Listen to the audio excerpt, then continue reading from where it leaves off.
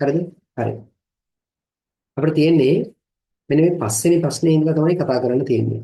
ගිය සතියේ අපි ෆිසිකල් පන්තියේදී මෙන්න මේක සම්පූර්ණයෙන් කතා කරා. බල සමාන්තරාශ්‍ර මූලධර්මය ඔප්පු කරන විදිහත් ඊළඟට ඒකට අදාළ මේ රිවිෂන් ටියුට් එකේ දීලා තියෙන ප්‍රශ්නයත් අපි සාකච්ඡා කරා. ඉතින් ඒ ටික බලන්න ඇති කියලා මම හිතනවා. ආයෙ පාරක් ගෙදර ගිහිල්ලා හරිද? හරි. අපි බලමු පස්වෙනි ප්‍රශ්නේ ඉඳලා සාකච්ඡා කරගෙන යන්න බලමු. හරිද? හරි. දැන් ඉතින් හදපු අය බලන්න මට දැන් පේන්නේ නැහනේ නේද? රයිට්. පන්තියේදී නම් මම ළඟට ඇවිල්ලා බලනවා. මොකද දැන් මෙතන පේන්නේ නැහැ හැදුවද නැද්ද කියන එක. ඒකවල අවංකවම මේ වැඩේ කරගන්න. හරිද? හරි. පස්වෙනි ගාන ගත්තොත් අපෙන් අහන්නේ මෙම රූපයේ W වල අගය සොයන්නලු. ඒකට ඇත්තටම මෙතන තව පොඩි කතන්දරයක් දෙන්න ඕනේ මේ කප්පි හිම සුමටයි කියන එක දෙන්න ඕනේ. දැන් අද කප්පි සුමට නැත්තම් මේ ගාන මෙහෙම දෙන්න විදිහක් නැහැ. හරිද? රයිට්. එතකොට ඔයාලා දැන් ඒක කොහේ හරි සටහන් කරගන්න හෝ ඔලුවට ගන්න මෙතන මේ තියෙන කප්පි සුමට කප්පි තමයි තියෙන්නේ කියන එක. එතකොට ඔයාලට පේනවා මෙතන නිව්ටන් 15ක් දීලා තියෙනවා, මෙතන නිව්ටන් 14ක් දීලා තියෙනවා. එතකොට අංශක 30ක ආනතියකින්, ඒ කියන්නේ ඒකේ හරි මැදට අංශක 30ක ආනතියකින් තමයි මේ කප්පි දෙක පිහිටන්නේ. දැන් ඔයාගෙන් අහනවා W කියන භාරය කීයද කියන එක තමයි අහන්නේ. හරිද? හරි. ඉතින් හදන්න නැති කියලා මම හිතනවා. රයිට්. ඒක ඉතින් අපි හැදුවොත් එහෙම මෙතන තියෙනවා එක කප්පියක්, මෙතන තියෙනවා තව කප්පියක්. කප්පිය හරහා මෙහෙම තන්තුවක් යවලා මෙතන තමයි W කියලා භාරය ඉල්ලලා තියෙන්නේ. කප්පියේ මේ පැත්තට දීලා තියෙනවා නිව්ටන් 15ක්. මෙතන කෝණය දීලා තියෙනවා. මේක දීලා තියෙනවා අංශක 30ක් කියලා. මේක දීලා තියෙනවා අංශක 30ක් කියලා. හරිනේ? අපෙන් අහන්නේ මෙන්න මේ W වල අගය කීයද කියලා තමයි අපෙන් අහන්නේ. හරිනේ? W වල අගය කීයද කියලා අහන්නේ.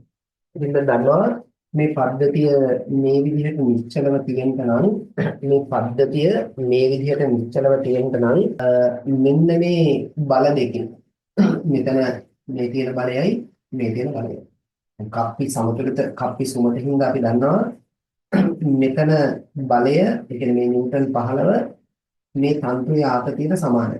ඒකවල ඒ ආතතියයි මේ ආතතියයි දෙකම සමානයි. මම මේක කීයද කියලා ගන්න.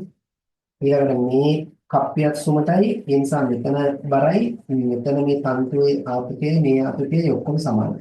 මම ඒක T2 කියලා ගන්නවා. ඒතකොට එහෙනම් මේ පද්ධතිය මේ විදිහට සමතුලිතව තියෙන්න නම් මොකද වෙන්න ඕනේ? මෙන්න මේ අක්ෂයේදී සමතුලිත වෙන්න මේ T1 සහ T2 කියන බල දෙකේ සංප්‍රයුක්තය මේ කඩේක දිගේ තමයි යන්නේ සංප්‍රයුක්තය.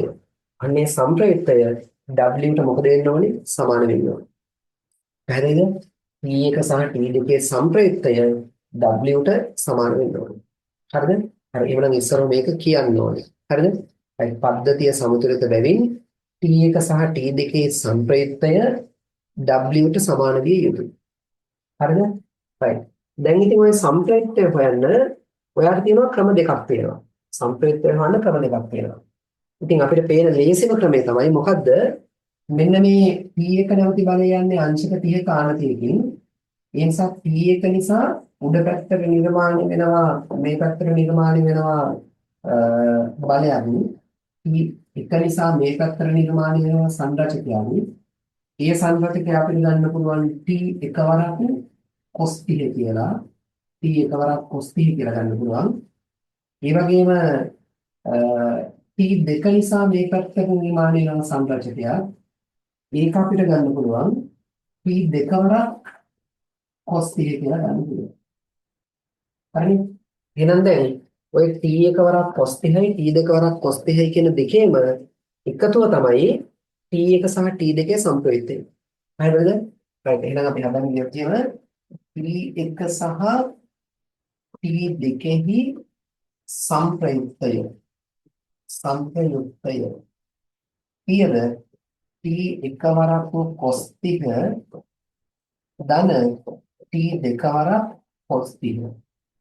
එතකොට ඔන්න ඔය කියන දෙන්නගේ එකතුව සමාන වෙන්න ඕනේ මොකේද? මේ W බරට සමාන වෙන්න. හරිද? එහෙම නැත්නම් ওই පද්ධතිය උතන සමතුලිතව තියෙන විදිහක් නෙවෙයි. හරිද? හරි එහෙනම් අපි දන්නවා W සමානයි T එකවරක් cos 30 ධන T දෙකවරක් cos 30. හරිද? හරි. එතකොට T1 කියලා කියන්නේ 15යි. හරිද? වැඩි කිරීම cos 30 කියන්නේ මූල 3 දිගින් 2 ධන T2 කියලා කියන්නේ 14යි. එහෙනම් මේ බලයයි මේකයි මේ ආකෘතිය සමානයි. හරිද? T2 කියන්නේ 14යි. cos 30 කියන්නේ එතකොට ආය පාරක් මූල 3 දිගින් 2. දැන් ඉතින් මේක සුළු කරලා ගන්න උත්තරේ බලන්න. කැල් එකේ ඉක්මනට සුළු කරලා උත්තරේ ගත්තොත් එහෙම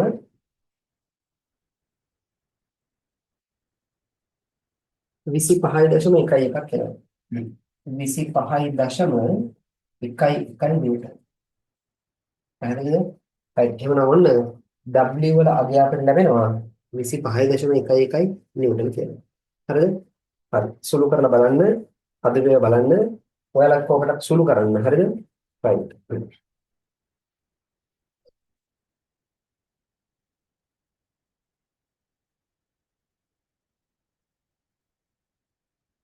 ඔව් 25.11 නිව්ටන්.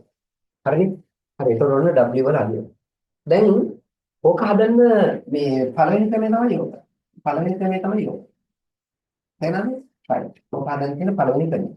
ඒ කියන්නේ T1 සහ T2 කියන බල දෙකේ සම්ප්‍රේතය ලබා ගන්න තියෙන එක ක්‍රමයක් තමයි යෝග. අපිට තව ක්‍රමයක් හදන්න පුළුවන්. මේ විදිහට අපිට ගන්නත් පුළුවන්. right. මේ බලන්න. හරිද? ඔයාලට දැන් පේනව නේද? T1 සහ T2 කියන බල දෙක අංශක 60ක ආණතියකින් ක්‍රියා කරන බල දෙකක් කියලා පේනවනේ නේ. T1 සහ T2 T1 සහ T2 කියන බල දෙක T1 සහ T2 කියන බල දෙක මෙතන සම්පූර්ණ කෝණය ගත්තොත් අංශක 60යි. හරිනේ? right. අංශක 60ක ආණතියකින් ක්‍රියා කරන බල දෙකක් මේ තියෙන්නේ. එහෙනම් ඔයා ඉගෙන ගත්තා නේද? අර බල සමාන්තරාශ්‍ර ප්‍රමේයට අනුව මේ විදිහට ආණතියකින් ක්‍රියා කරන බල දෙකක සම්ප්‍රේක්ෂය හොයන්නේ. බල සමාන්තරාශ්‍ර ප්‍රමේයට අනුව නෙමෙයි. සාමාන්‍ය සම්ප්‍රේක්ෂය යටතේ අපි ඉගෙන ගත්තනේ. ආනතෝ ක්‍රියාත්මක වන බල දෙකක සම්ප්‍රේක්ෂය අපි ගත්තොත් මේක නැදිම යනවා. ඒක R කියලා ගත්තොත් එහෙම ඉතින් R සමානයි P වර්ගය ධන Q වර්ගය ධන 2PQ cos ඇල්ෆා වල වර්ගමූලිකයෙන් සූත්‍රයෙන් දෙනවා කියලා කතා කරන්නේ. තේරෙනවද? right. එතකොට අපිට මේ විදිහට ඕක ගන්න පුළුවන්. ඒතර එතෙන් දින උත්තරේ අර එවැනි ආපු උත්තරේ සමහරක් වෙලාවට 3 වෙනි 4 වෙනි දශම ස්ථාන වලින් පොඩ්ඩක් වෙනස් වෙන්න පුළුවන් හරිද? right. R සමානයි P කියලා කියන්නේ අපි හිතන්නකෝ දැන් T1 කියන්නේ 15 වෙනි නිව්ටන්. T2 කියලා කියන්නේ 14 වෙනි නිව්ටන්. right. අපි හිතමු P කියලා 14 වර්ගය ධන Q කියන්නේ 15 වර්ගය ධන 2 වැඩි කිරීම P කියන්නේ 14යි Q කියන්නේ 15යි cos alpha කියන්නේ cos 60 cos 60 කියන්නේ භාගය. හරිද? දැන් ඉතින් මේකට මේක කපලා දාන්න පුළුවන්. එතකොට වරහණ ඇතුලේ සුළු කරලා ගත්තොත් එහෙම අපිට එනවා 14 වර්ගයට එකතු කරන්න වෙනවා 15 වර්ගය. ඒකට එකතු කරනවා 14 වැඩි කිරීම 15. හරිද? 531ක් වෙනවා. වරහණ ඇතුලේ ලැබෙනවා 531. ඒතර 631 වර්ගමූලය කියලා කියන්නේ 25.119. තේරෙනවද? right. 25.119. හරිද? right. 25.119ක් නිව්ටන්. ඒ කියන්නේ ධර්ම ස්ථාන දෙකකට වෙන් කරොත් එහෙම 1යි 2යි නිව්ටන්. හරිද? right. මම තුන්වෙනි දශම ස්ථාන විතර වගේ වෙනස් වෙනකොට හේතුව අර අපි මෙතන ගණිතදී මේ cos 30 යගේ cos 30 යගේ ආසන්නගේ එකටයි ඊළඟ විතර cos 60 යගේ ඒකට ඒ අගය දාද්දී පොඩ්ඩක් වෙනස් වෙන්න පුළුවන්. මේක එච්චර ලොකුවට හිතන්න ඕනේ. ඒතර ඔය කියන ක්‍රම දෙකටම අපිට ගාන හදා ගන්න පුළුවන්. පැහැදිලිද? හරි. මොනවාරි ප්‍රශ්න තියෙනවා නම් කියන්න. හරි. YouTube එකේ අවුලක් නැහැ මම හිතන්නේ කට්ටිය ඉන්නවා සද්දයක් නැතුව නේද? හරිද? right. ඒකෙත් මොනවාරි ප්‍රශ්න තියෙනවා නම් ඇහුවට කමක් නැහැ. හරිද? හරි. මම විට YouTube එක පැත්තේ ගිහලා බලන්න. හරි. ඔය අවුලක් නැහැ. කට්ටිය ඉන්නේ. හරි. හරිද? හරි. එහෙනම් ඔන්න පස්වෙනි ප්‍රශ්නේ තමයි ඔය හැදුවේ. පස්වෙනි ප්‍රශ්නේ හැදුවා. හරිනේ? රයිට්. දැන් මොන හරි ප්‍රශ්න තියෙනවා නම් කියන්නේ දැන් පන්තියේදීනේ ප්‍රශ්න කතා කරන්න බැරි නේ. හරිද? කියන්නේ නැත්තේ ලැජ්ජාවෙන්. හරිද? හරි. මෙතෙන්දී ඒකට Tamanට ඕනේ ප්‍රශ්නයක් කතා කරන්න අහන්න. ඒවට අපි උත්තර සාකච්ඡා කරගෙන යමු. හරිද? හරි. එතකොට 6 වෙනි ප්‍රශ්නේ. 6 වෙනි ප්‍රශ්නේ හදන්න කලින් මම තව චූටි ප්‍රශ්නයක් දෙන්නම් මෙන්න මෙහෙම. හරිද? 6 වෙනි ප්‍රශ්නේ හදන්න කලින් මම එහෙම පොඩි ප්‍රශ්නයක් දෙන්නම් ලියන්න. හරිද? රයිට්. මෙන්න මෙහෙම තන්තු දෙකක් තියෙනවා. බල දෙකක් ක්‍රියාත්මක වෙනවා. හරිද?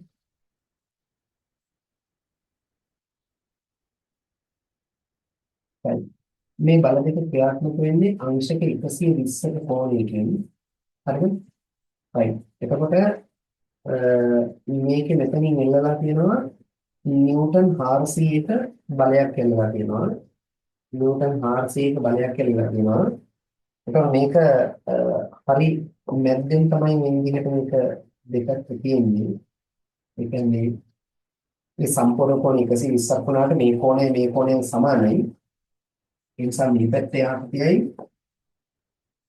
මේ පැත්තේ ආකෘතිය අපි t කියලා ගත්තොත් මේ ආකෘතියත් t කියලා ගත්තොත් මේ ආකෘතිය දෙක සමානයි. මම ඔයාලගෙන් අහන්නේ t කියන ආකෘතිය ගණනය කරන්න කියලා කියන්නේ. පංක්ති වල ආකෘතිය ගණනය කරන්න කියලා කියන්නේ. හරිද? හරි. පින්තූරයේ ඇඳගෙන රයිට් මොනවද විස්තර ලියා ගන්න ඕනේ? පින්තූරයේ ඇඳගෙන පංක්තියේ ආකෘතිය ගණනය කරන්න කියලා ලියා ගන්න බලන්න. පංක්තියේ ආකෘතිය ගණනය කරන්න. හරිද? හරි. ඒ කරලා ඒක ගණනය කරලා මට කියන්නකො බලන්න උත්තරේ කීයද කියලා. මෙසේජ් දාන්න බලන්න.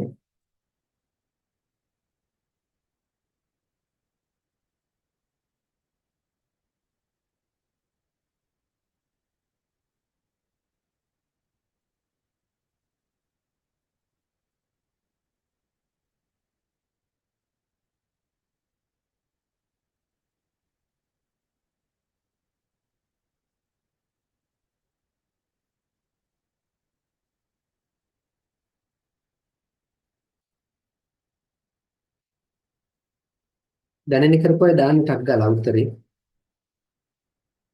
chat එකට දාන්න බලන්න.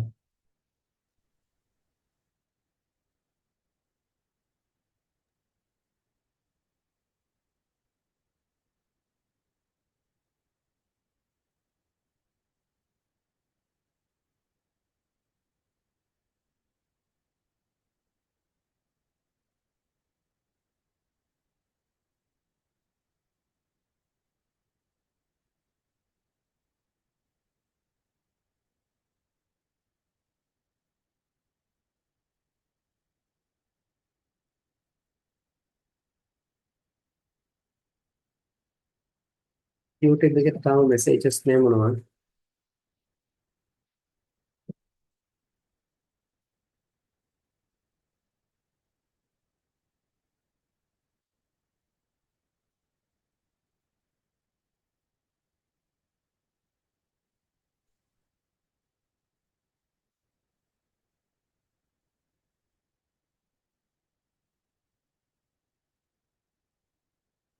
හරිද?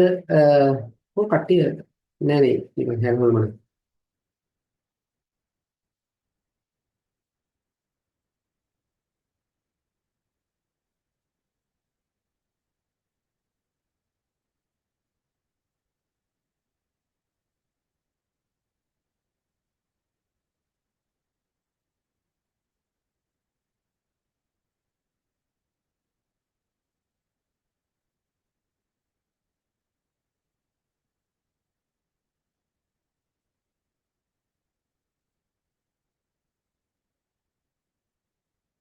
හරිද?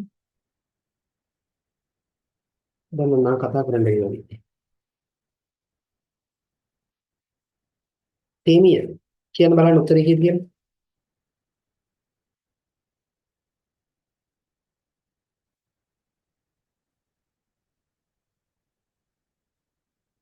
එහෙනම් තේමිය මොන හරි කිව්වද නෑ?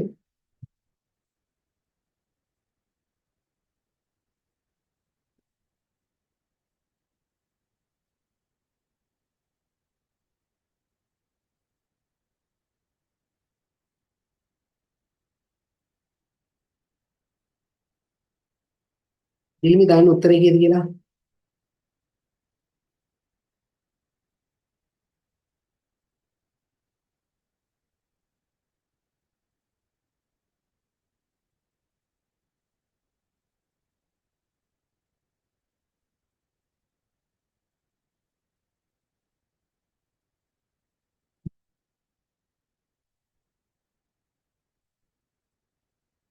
25.1 නිව්ටන්. ආ මයික් එක වැඩ නැහැ කියලා කියන්න තියෙන්නේ. 25.1 නිව්ටන්. හ්ම් හ්ම් හ්ම් 25.1 නිව්ටන්. අනිත් අය දාන්න බලන්න උත්තර.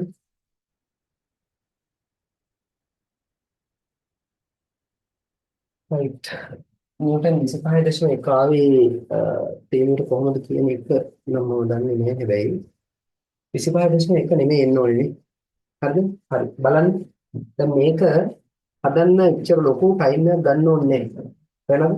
right. මේක අපි කතා කරා මෙන්න මේ විදිහට. මේකත් උත්තරම අර ක්‍රම දෙකටම හදන්න පුළුවන්. දැන් ඔයාලට මතකයිනේ කතා කරා මේ විශේෂ සිද්ධියක් කතා කරා අංශක 120ක ආණතියකින් බල දෙකක් ක්‍රියාත්මක වුණොත් එහෙම මේ බල දෙකේ සංප්‍රයුක්තය හරියටම අංශක 60ක ආණතියකින් ගියොත් මම කියනවා මේ කෝණය 60යි මේ කෝණය 60යි කියලා මම කිව්වනේ. තේරෙනවද? හරි. එතකොට මේ දෙන්නගේ සංප්‍රයුක්තය ඉතින් සංප්‍රයුක්තය කරන මෙතන මේ කඩේ වෙන්නේ 60ක ආණතියකින් ගියොත් එහෙම අපි ඉගෙන ගත්තා මෙන්න මේ හැදියා. මොකද්ද? right අංශක 120ක ආණතියකින් මේ පැත්තටයි මේ පැත්තටයි බලයක් යනවා නම් මේ දෙන්නගේ සංප්‍රයුක්තය හරියට මෙතන අංශක 60කින් යනවා නම් ඒ සංප්‍රයුක්තයේ අගය මෙතන එක බලයක විශාලත්වයට සමානයි කියලා ඉගෙන ගත්තා. අපි තමක මේ බලය නිව්ටන් දැන් 40යි මේ බලය නිව්ටන් 40යි නම් මේ දෙන්නගේ සංප්‍රයුක්තය හරි මැදින් යනවා නම් සංප්‍රයුක්තය නිව්ටන් 40යි කියලා කතා කරනවා. පැහැදිලිද? සංප්‍රයුක්තය නිව්ටන් 40යි. එහෙනම් ඕකේ අනිත් පැත්තනේ දැන් මේ තියෙන්නේ. තේරෙනවද? දැන් ඔයාලට තේරෙන්න ඕනේ මෙන්න මේ බල දෙකේ සංප්‍රයුක්තය මෙතනින් ගමන් කරන සංප්‍රයුක්තය නිව්ටන් 400ට සමාන වෙනවා කියලා. තේරෙනවද? මේ බල දෙකේ සංප්‍රයුක්තය මෙතනින් යනවා ඒ සංප්‍රයුක්තය නිව්ටන් 400ට සමාන වෙන්න ඕනේ කියලා තේරෙන්න ඕනේ. පැහැදිලිද? right. එහෙනම් මේ සංප්‍රයුක්තය නිව්ටන් 400. සංප්‍රයුක්තය නිව්ටන් 400යි නම් ඒ සංප්‍රයුක්තය ගමන් කරන්නේ හරියටම අංශක 120කින් නම් අනිවාර්යයෙන්ම මේ බල දෙකක් සමානයි නම් අනිවාර්යයෙන්ම එක බලයක් වෙන්න ඕන කීයද නිව්ටන් 400ක් වෙන්න ඕනේ. ඒ කියන්නේ E වල අගය නිව්ටන් 400ක් වෙන්න ඕනේ. පැහැදිලිද? E වල අගය නිව්ටන් 400ක් වෙන්න ඕනේ. හරිද? හරි ඒක සටහන් කරගන්න බලන්න. ඒක සටහන් කරගන්න මෙන්න මේ විදිහට. ලියාගන්න මේක විදිහට ලියාගන්න. T බල දෙකෙහි සංප්‍රයුක්තය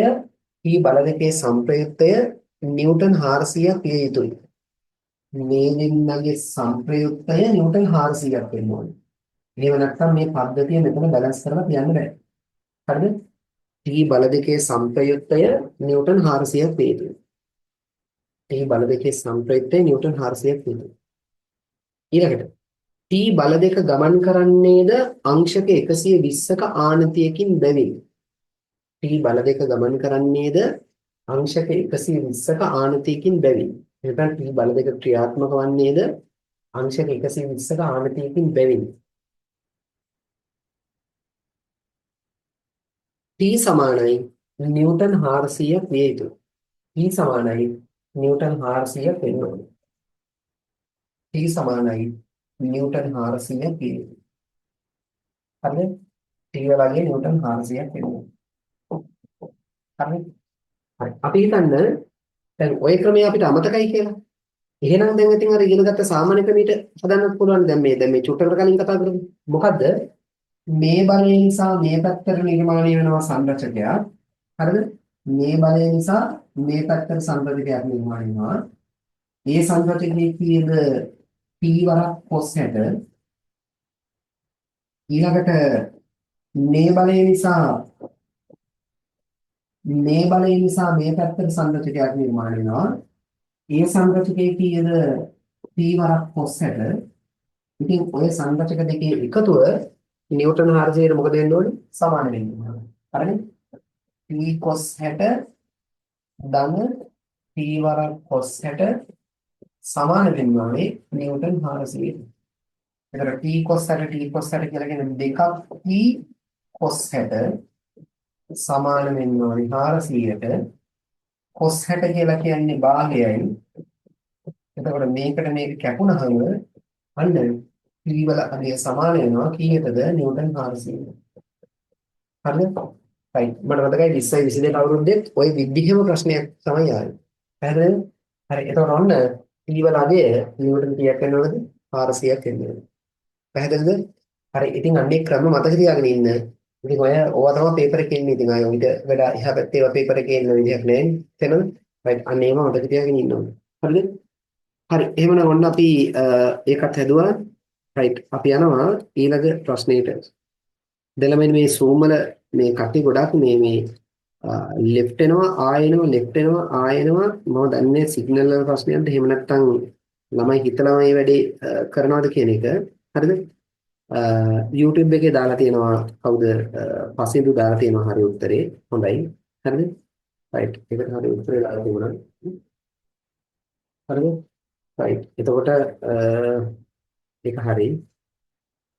හරි ඒ නිසා මේ දැන් මේ Zoom වල ඉන්න අයට කියන්නේ YouTube වලත් එහෙම වෙන්නේ නැති. Zoom වල ඉන්න අයට කියන්නේ පුළුවන් තරම් රැඳිලා ඉන්න try කරන්න. හරිද? දැන් මට පේනවා ඩිස්කනෙක්ට් වෙනවා ආයෙනවා.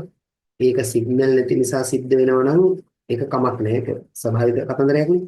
නමුත් මේ හිතලා left වෙලා ආයෙනවා නම් ඒක කරන්න එපා. හරිද? right. හරි. අපි යමු ඊළඟ ප්‍රශ්නෙට. හරිද? හරි අපි යනවා 6 වෙනි ප්‍රශ්නෙට. ටියුට් එකේ 6 වෙනි ප්‍රශ්නට යනවා. right. කියනවා මෙහෙම.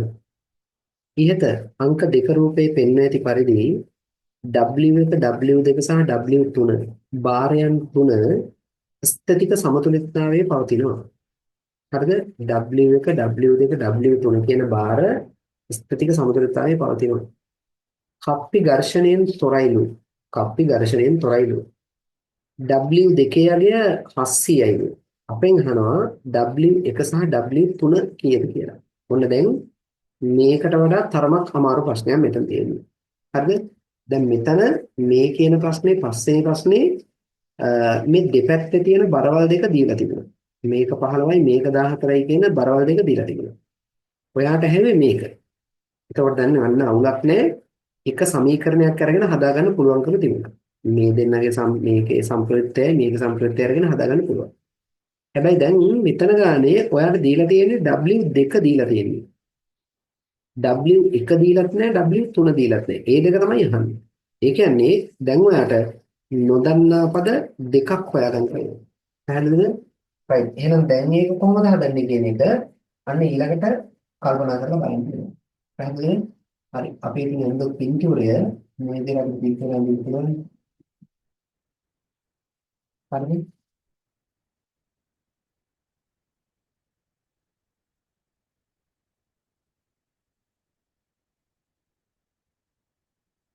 right. මේක W1 මේක W2 මේක W3. හරිනේ? right. එතකොට ඔයාලට දීලා තියෙනවා මෙන්න මෙතන කෝණය දීලා තියෙනවා මෙහෙම දීලා තියෙන්නේ. ඒ කෝණ දෙක සමාන නැහැ. මෙතන දීලා තියෙන්නේ අංශක 30යි. මෙතන දීලා තියෙන්නේ අංශක 60. එහෙනම් W2 යගේ දීලා තියෙනවා නිව්ටන් 700ක් කියලා. දැන් අපි හිතනවා දැන් W1 සහ W3 අගය කීයද කියලා තමයි දැන් අහන්නේ. හරිද? හරි. එතකොට දැන් මේක අර එවල තරම් සරලව හදාගන්න බැරි වෙනවා. එහෙනම් right. ඒ නිසා දැන් අපිට මේ විදිහට සලකන්න වෙනවා. දැන් ලෙවල් ගානේදී මේ පද්ධතිය මෙතෙන්දී සමතුලිත වෙලා තියෙන්නේ මේ බල දෙකේ සම්ප්‍රයුක්තය මේකට සමානයි කියලා ගත්තා. එහෙනම් මෙතෙන්දිත් එහෙම තමයි. තේරෙනවද? right. අපි දන්නවා දැන් මේ කප්පි සුමට හින්දා මේකේ ආතතිය W1යි මේකේ ආතතිය W3යි. sorry. මේකේ ආතතිය මේකට සමානයි මෙතන ආතතිය මේකට සමානයි. W3. එතකොට දැන් W1 සහ W3 මේක අතන හොඳ ගානක් ඒ නිසා හොඳට අහගන්න පේපර් එකේ තාම මේ જાති එකක් ඇවිල්ලා නැහැ. W1 සහ W3 සම්ප්‍රයුක්ත බලය 700ට සමානයි. ඒ නිසා දැන් අපිට ගන්න පුළුවන් මෙහෙම එකක්. මොකද්ද? W එකවරක් cos 30 ධන W තුනවරක් cos 60 සමානයි W දෙකට. හරියට කතාව. right ඕක ගන්න පුළුවන්. ඒතර දැන් ඔක තව ටිකක් සුළු කරොත් එහෙම හරිද? තව ටිකක් සුළු කරොත් W එකවරක් cos 30 කියන්නේ මූල තුන බෙදීම 2 ධන W තුනවරක් cos 60 කියන්නේ භාගය. සමානයි 700ට. හරිද? තව පොඩ්ඩක් සුළු කරොත් එහෙම ගන්න පුළුවන්. මූල තුන වරක් W1 ධන W3 සමානයි 1400 කියලා ගන්න පුළුවන්.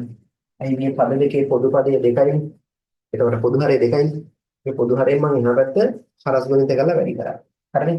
එතකොට මට එනවා මූල තුන වරක් W1 ධන W3 සමානයි 1400. ඔන්න එක සමීකරණයක් ගත්තා. හැබැයි දැන් ওই සමීකරණය විසඳලා ඔබ සුළු කරන්න බෑනේ. හේතුව දැන් මෙතන නොදන්නා පද දෙකක් තියෙනෝනේ W1 සහ W3 කියලා කියන්නේ මේ දෙකම දන්නේ නැහැ. එහෙනම් දැන් කල්පනා කරන්න වෙනවා තවත් මොකක් හරි කතන්දරයක්. ඒතර නොදන්නා පද දෙකක් තියෙන වෙලාවේදී ඔයා දන්නවා සමගාමී සමීකරණ දෙකක් විසඳලා තමයි ඒක ගන්න වෙන්නේ. ඒ නිසා දැන් කල්පනා කරනවා දැන් අපි ගත්තේ මේ දෙන්නගේ සිරස් සමතුලිතතාවයනේ ගත්තේ. එහෙනම් තමයි පද්ධතියේ සිරස් සමතුලිතතාවය ගත්තේ. එහෙනම් දැන් අපිට ගන්න වෙනවා මේකේ තිරස් සමතුලිතතාවය පිළිබඳව ගන්න වෙනවා. තිරස් සමතුලිතතාවය හා සම්බන්ධ වෙනු ගන්න වෙනවා. හරිද? ඒ නිසා දැන් ඔයාලට තේරෙන්න ඕනේ මෙන්න මේ කතන්දර. මොකද්ද? මේ බලය නිසා මේ උඩ පැත්තට සංරචකයක් තියෙනා වගේම මේ බලය නිසා උඩ පැත්තට සංරචකයක් තියෙනා වගේම මේ සංරචක දෙක නෙමෙයි ගත්තේ. හරිද? right. මේ බලය නිසා මේ පැත්තට සංරචකයක් තියෙනවා. මේ බලය නිසා මේ පැත්තට සංරචකයක් තියෙනවා. හරිද? එතකොට මේ සංරචක දෙක මොකද වෙන්නේ? සමාන වෙන්න ඕනේ කියන එක තේරෙන්න ඕනේ. තිරස් සමතුලිතතාවය. ඒතකොට මේ ගත්තේ සිරස් සමතුලිතතාවය. එහෙනම් අපි ඊළඟට සලකන්නේ වෙනවා මොකක්ද? තිරස් සමතුලිතතාවය. එතකොට මෙයා නිසා මේ පැත්තට තියෙන සංරචකය W එකවරක් sin 30. හරිද? මෙයා මේ පැත්තට ගැනීම. මෙයා මේ පැත්තට ගැනීම. ඒතකොට ඒක W3 වරක් sin 60. එහෙනම් තිරස් සමතුලිතතාවයේ සැලකුවොත් එහෙනම් මොකද වෙන්නේ? තිරස් සමතුලිතතාවය. හරිද? තිරස් සමතුලිතතාවය. තිරස් සමතුලිතතාවයට. right. අපිට දාන්න පුළුවන් W එකවරක් sin 30 සමානයි W3 වරක් sin 60. පැහැදිලිද? එහෙනම් දැන් ඕකත් අපිට විසඳන්න පුළුවන් තව ටිකක්. මේ W1 sin 30 කියන්නේ භාගය සමානයි W3 sin 60 කියන්නේ මූල 3 බෙදීම 2. සමාන කිරීමෙන් දෙපැත්තේ මේ තියෙන භාග දෙක කපලා දැම්මොත් එහෙම W1 සමානයි W3 වරක් මූල 3 කියලා ලැබෙනවා. ඔන්න අපිට තිරස් සමතුලිතතාවයේ සම්බන්ධයෙන් W1ට ප්‍රකාශනයක් ලබා ගත්තා. එහෙනම් දැන් වාට තියෙන මොකද්ද? මෙන්න මේ W1ට ලැබුණු ප්‍රකාශනය මේකට ආදේශ කරලා W3 එතකොට හොයාගන්න පුළුවන්. පැහැදිලිද? හරි. එහෙනම් හදාගමු. මගෙත් එක්ක මේක හදාගන්න.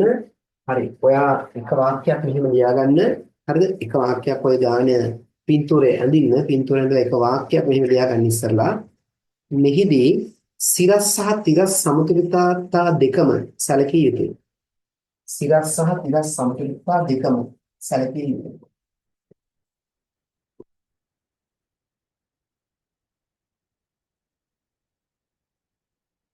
අද මෙහිදී සිරස් සහ තිරස් සමතුලිතතා දෙකම සැලකිය යුතුයි.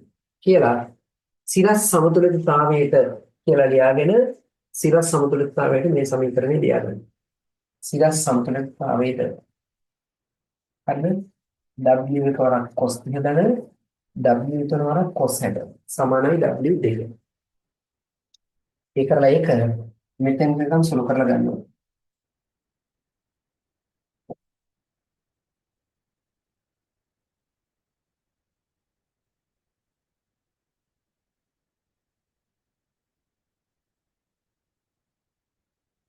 ඊළඟට තිරස් සමතුලිතතාවයට කියලා තිරස් සමතුලිතතාවයට කියලා right මේ විදිහට හදලා ගන්නවා. තිරස් සමතුලිතතාවය.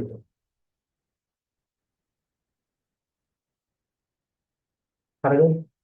තිරස් සමතුලිතතාවය කියලා දාලා W එකවරක් sin තිය සමානයි W තුනවරක් sin හෙට.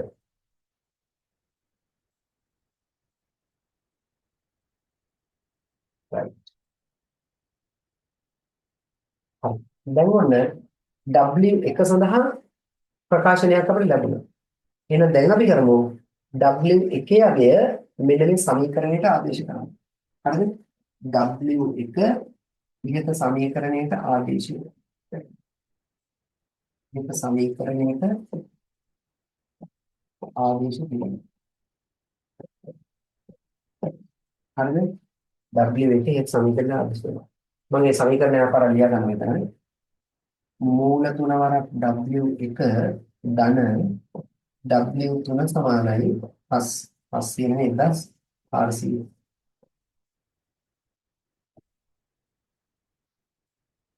හරිද? right. මූල තුන වරක් W එක ධන W තුන සමානයි 1400. හරිද? හරි. එහෙනම් දැන් W එක වෙනුවට ආපු මෙන්න මේ උත්තරේ අපි මෙතෙන්ට ආදේශ කරමු. මූල තුන වැඩි කිරීම W එක වෙනුවට ඇවිල්ලා තියෙනවා W තුන වරක් මූල තුන. ධන W තුන සමානයි 1400. එතන මූල තුනින් වැඩි වෙච්චම 3යි 3යි W තුන ධන W තුන සමානයි 1400.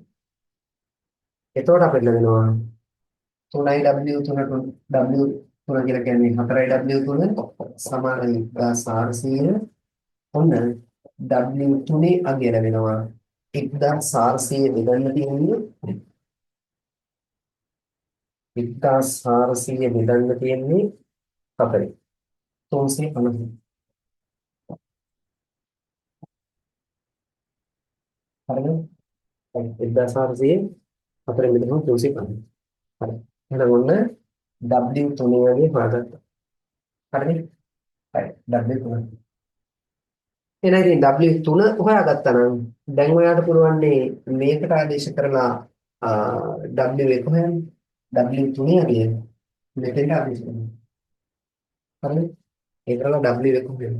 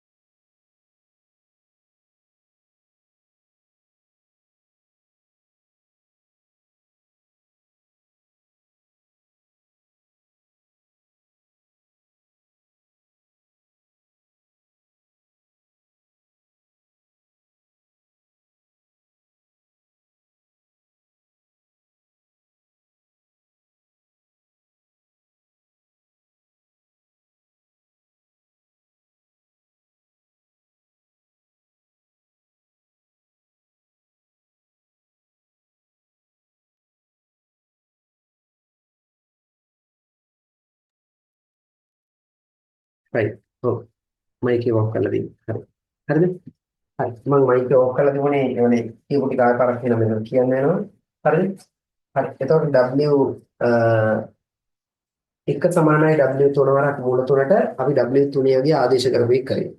ඒතර W3 ආදේශ කරපුවාම අපිට ලැබෙනවා W3ට 350 මූල 3. වැඩි කරපුවාම 606.2 ලැබෙනවා. හරිනේ? හරි. ඒතර මම කිව්වේ අර එවලේ ගාන තරම් මේක සරල ගානක් නෙමෙයි. මේකේ නොදන්නා පද දෙකක් හොයන්න තිබුණා. ඒ නිසා සිරස් සහ තිරස් සමතුලිතතා කියන දෙකම සලකලා බලලා තමයි ඔයාට මේකේ ගාන හදන්න තිබුණේ. පැහැදිලිද? හරි. තාම පේපර්ස් වල ඔය වගේ ගානක් ඇවිල්ලා නැහැ. ඒ නිසා ඒ වගේ ගානක් ආවොත් ඒක පිළිබඳව සැලකිලිමත් වෙන්න.